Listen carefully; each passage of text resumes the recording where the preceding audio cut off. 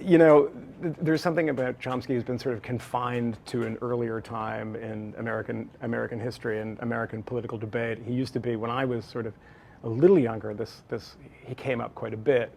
I think Chomsky is a horrible junk historian, junk writer, and he's the type of person that is cited by people who believe that there's a kind of a conspiratorial view of the world, that there's a secret history, that there's a manufactured consent.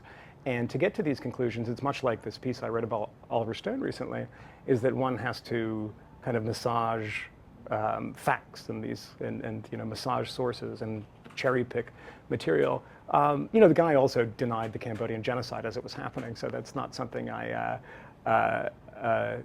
think one would get from a good scholar.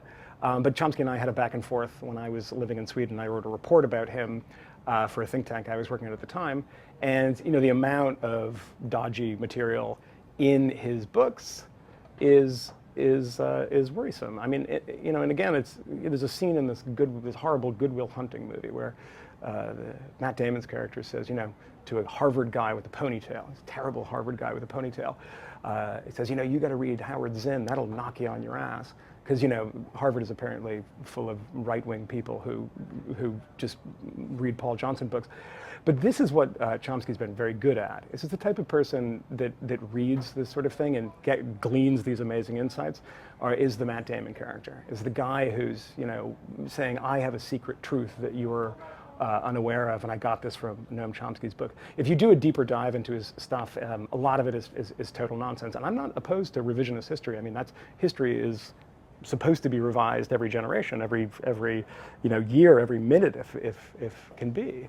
But Chomsky's goes from a purely ideological standpoint, and he's not interested in sort of getting at the truth. He's interested in getting at a conclusion that he has predetermined. So yeah, I'm not a big fan of him.